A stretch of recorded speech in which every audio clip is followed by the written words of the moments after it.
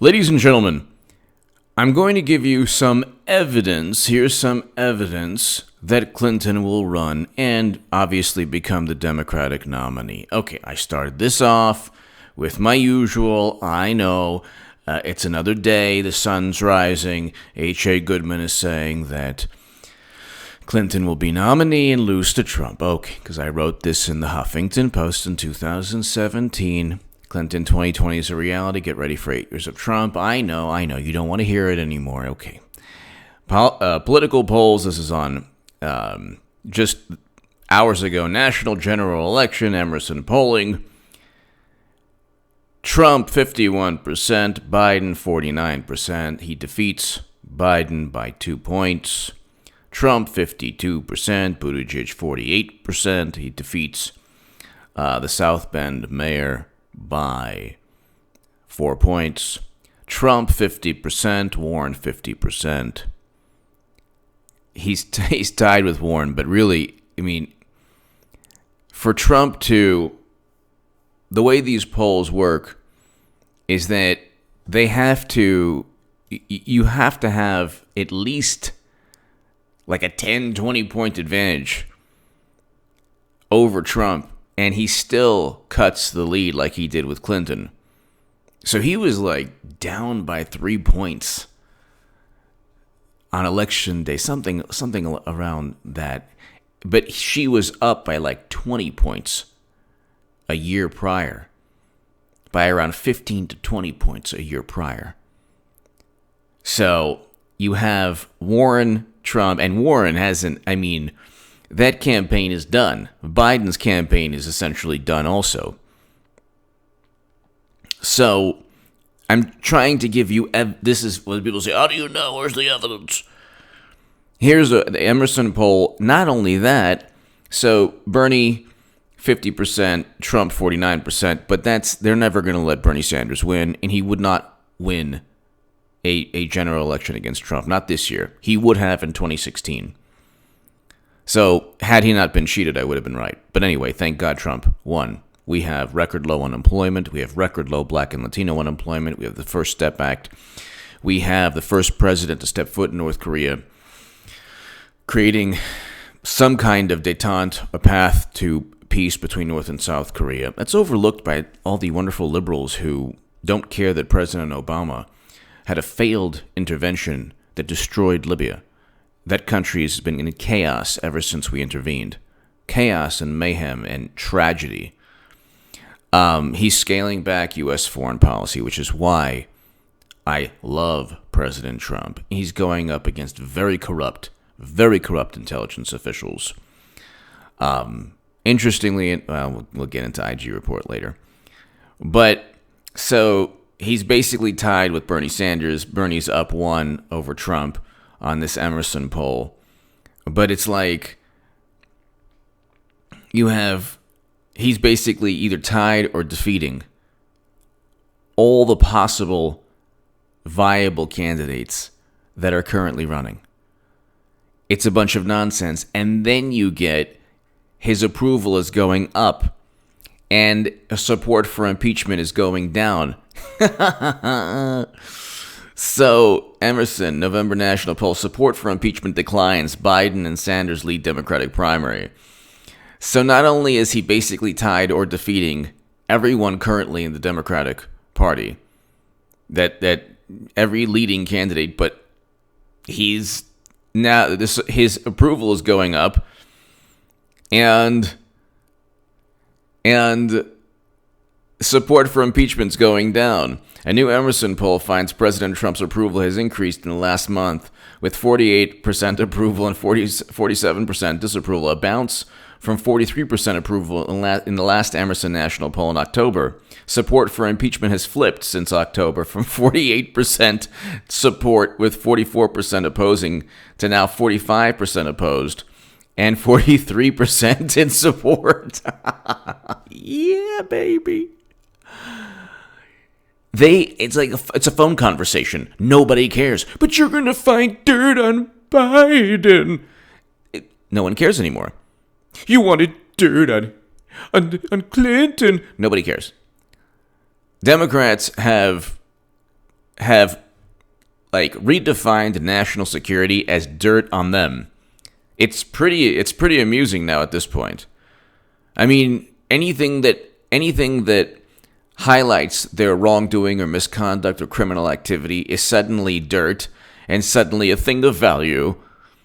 So when Trump wants to find out exactly what's going on with conflicts of interest that Biden had pertaining to millions being funneled to Hunter, which is documented by Politico, documented by The Hill, all documented, even by the New York Times in 2015.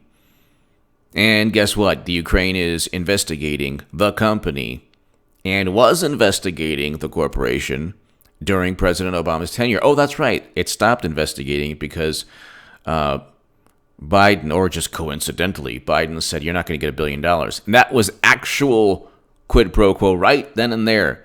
But anyway, so there's now the biggest swing is among independent voters who oppose impeachment, 49% to 34%. Wow. They're tired. People don't care about this. The Democrats are not running on anything. They're not running on Medicare for all. What did I say? I said that for, if you're progressive still and you watch me, yes, I'm a Trump supporter. Very happy and proud being a supporter of somebody who signed the First Step Act, who's bringing home Americans, or who at least wants to bring home Americans, scaling back U.S. foreign policy, removing Americans from harm's way, in between two factions that want to go at each other, and basically implementing a foreign policy that's the antithesis of what Max Boot, Bill Kristol, and ultimately Clinton would want. When the architects of President Bush's, the worst president of all time, when the people who created Bush's foreign policy or furthered it or voted for it like Clinton and Biden, but when the people who served as the intellectual basis for it, people like Max Boot and Bill Kristol, if they're voting for Clinton in 2016 and they're voting for Clinton now in 2020, I'm voting for Trump. It's pretty easy when people say, how good you go from Bernie to Trump?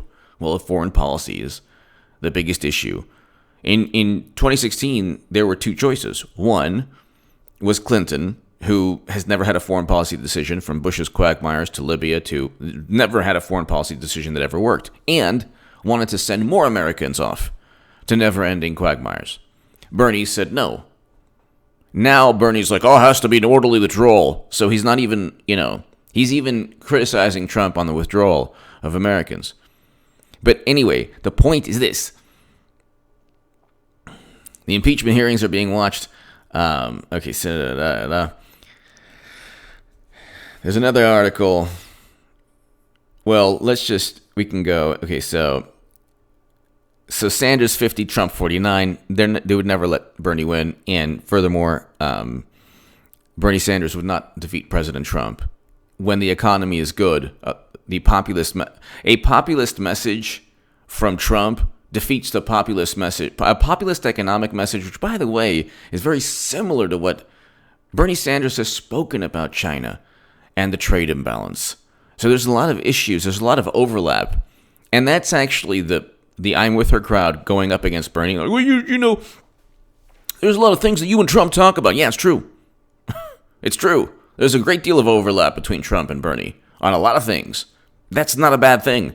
But anyway, a populist message from Bernie ain't going to work when there's record low unemployment. It's not going to work. There's 1 million more job openings than workers to fill them, and there's 500,000 new manufacturing jobs. Whereas under President Obama, there's 300,000 lost. A decrease in 300,000 manufacturing jobs. So, aside from the fact that Debbie Wasserman Schultz was forced to resign, so Bernie would lose to Trump. Warren would lose to Trump miserably. Warren has backed away from Medicare for all, which is hilarious. And Biden has backed away from,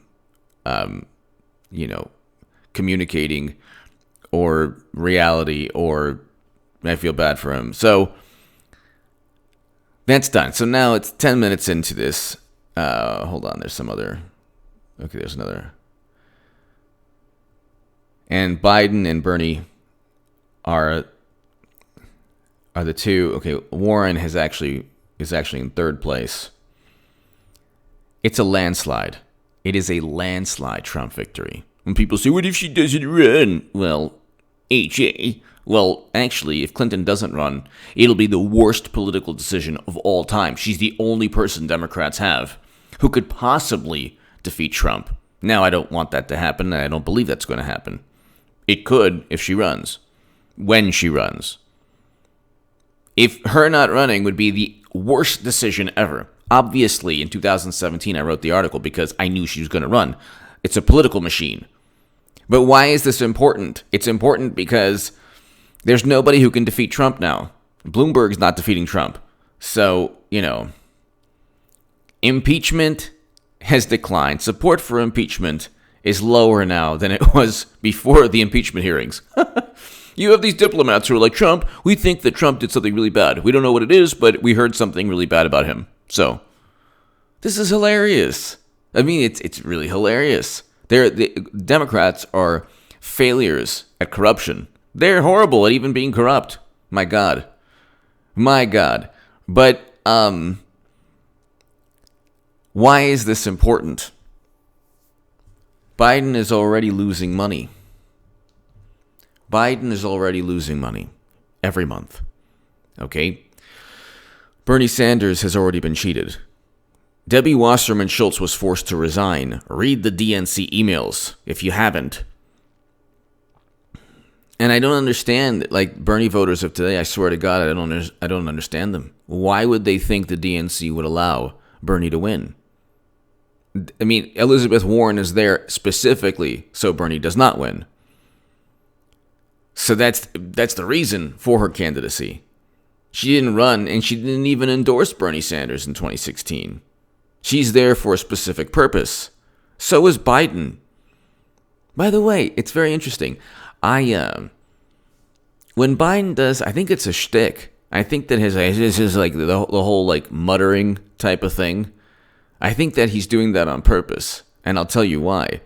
When he's actually, there was like this town hall or this rally that he had, maybe like 100 people you could see, and then one person they were talking about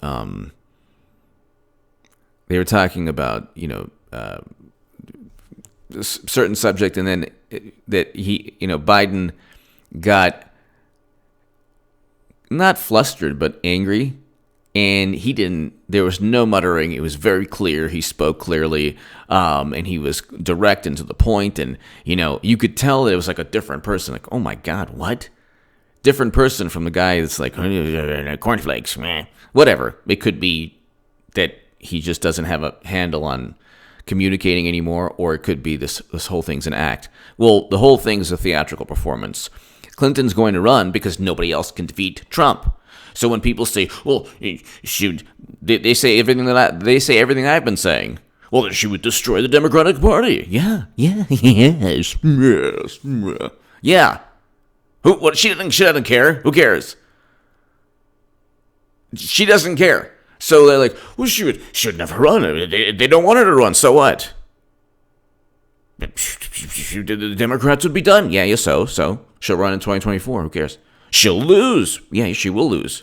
So what? She said she wasn't. No, actually, she's been saying that many people have urged her to run, and that she thinks about it all the time, and she hasn't closed the door. Well, why are you keep bringing it up, AJ? It's not that important. Okay, so what if she runs? Because when she runs, it will not only vindicate everything I've been saying, but it will explain what's really happened. The past 3 years, from 2017, 2018, 2019, has been essentially because of the Democratic Party. Aside from all the accomplishments of President Trump, and there's a great many, from the economy, record low unemployment, record highs in the stock market, manufacturing jobs. See, they keep on saying, well, every household median income up, record low Black and Latino unemployment, salary wages are up, but then you get every single possible every single accomplishment is like instantly mitigated by or denigrated by Democrats. There's a glazed look on their face when you tell them anything. Record low unemployment. Oh, you think that's important? Yeah. When was it not on? When was the unemployment rate not a good indicator of the economy? Only when Trump has record low unemployment. He's the first president to step foot in North Korea and begin a path towards peace between North and South Korea. Oh, you really think that? You think that's a good thing? Yeah, it's a good thing. It's a good thing. It's a good thing. You really believe that nonsense? It's like they've turned into the most petulant, sad, really the most petulant imbeciles on the planet. But anyway, Democrats would be foolish not to rally around Hillary Clinton. Because it really doesn't matter if she loses again, because she'll run in 2024. And they keep on bringing up this, well, if Trump ever, hurt somebody on Fifth Avenue, that people would vote for him again. No, actually, Trump voters wouldn't. But Democrats, if Clinton, they would still vote. So that's a difference. So they're actually talking about themselves. The point is, there is no Democratic Party. The only person who's different, Tulsi Gabbard, is a Russian operative, according to them. The only person with a foreign policy like President Trump's foreign policy is Tulsi Gabbard, and she's a Russian operative.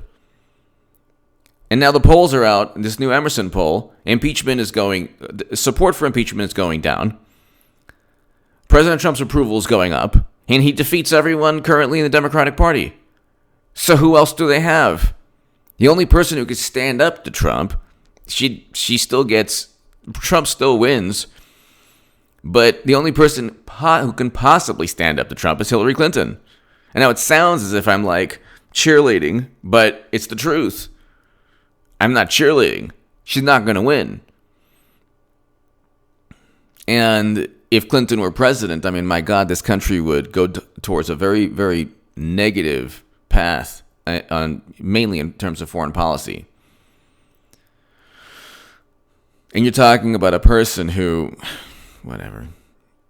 Using private servers, you'll have private service in the White House, almost certainly. Or you'll have something close, or the New York. It'll be far more. We'd have far more of a divisive country, or a country. Look, I don't even want to think about Clinton being president, but thank God she's not. Thank God Trump's going to win and defeat her again. The point is, she would ensure that we stay in regions of conflict forever, and also, ensure that more Americans are sent off to these regions of conflict forever. Aside from all the horrible decisions that she's made, aside from all the horrible rhetoric, but that's another story. Clinton's going to run again. When she runs, it's going to explain the past 3 years, which have been essentially, aside from Trump's accomplishments, a waste. The Democratic Party, media, and disgruntled liberals have wasted 3 years of American history. That's what I was trying to get at. We've wasted America. We were asleep at the wheel. We're asleep at the wheel. You have people talking about election interference, like this is like their lives revolve around dirt that someone could find out about them. I mean, this is like knowing somebody that is paranoid and petrified that the truth about them will be disclosed. You're not going to win that way. So it's interesting, the Democratic Party is a political machine, and the only person who could unite all the different factions within the Democratic Party that can't stand one another, that have the utmost contempt for one another, that spend every single waking hour on social media, in social media beefs, going after one another. The left is like a cauldron of unhappiness. Believe me, I was there, I know. Believe me. It's like a cauldron of the most disgruntled, unhappy people. saying that, no, you're not really progressive, no, you're not really liberal, no, you're not really this, you're not really that. And then under the guise of, oh, we're going to fight the Trump, we're going to fight Trump's hate. It's like, no, nobody, Trump supporters don't care. Independents don't care. People who are not aligned with the Democratic Party don't care. So you're not the only people, I debated Richard Spencer, and I used reason, logic, American history to defeat his ideology. You can see the debate. It's below in the pinned comment. They don't do that. Their version of, battling, bigotry is insulting other leftists or other left-leaning people or other liberals or other progressives or other people on the left. That's their version of battling bigotry or battling, that dangerous ideology. See, the left is completely, all of this, everything from Orange Man, really, really bad, to everything is revolving around Russia, and now it's the Ukraine and impeachment and the Steele dossier and investigating Trump and the Mueller probe and all the divisiveness that we see as a country. It's not Trump. It's Democrats trying to pave the way for Clinton 2020. When she runs and when she loses again, you'll see that I've been right the whole time. It's not that I've been focusing too much on the golden moo-moo. It's that everyone else hasn't been focusing enough. There's only one person who has a Rolodex where you can get $1 billion or $2 billion for a campaign. Biden's losing money. Bernie and Warren are two sides of the same coin, and Trump defeats them already. And they can't raise $1 billion. They can't even. Bernie raised $200 million and went straight to the DNC. They cheated him. And he says he wants to fight the 1% and fight the oligarchy and all that stuff. He couldn't even fight Debbie Wasserman Schultz. The one person who does fight is marginalized. They're even going after her white pantsuit, Tulsi Gabbard. They're going after Tulsi Gabbard's white pantsuit. It's like a big problem now. The New York Times, oh, she shouldn't wear it, all that stuff. I did a segment on H.A. Goodman's other channel. Give me your thoughts below. It's happening, people. And these polls show exactly what I've been talking about. It's just a matter of time. Whether Clinton enters in after Iowa or after New Hampshire, who cares? After Nevada, as long as when she gets to Super Tuesday, she'll easily defeat anyone. I mean, she'll rack up all the delegates Super Tuesday and then just coast to the nomination, then lose to Trump. Give me your thoughts below. Check out H.A. Goodman's other channel right now. What did I say to everybody? Since 2017, I said Democrats don't have anyone. They have nobody, and they're going to be begging for Clinton. And this is playing out exactly the way I said it. Give me your thoughts. Check out H.A. Goodman's other channel right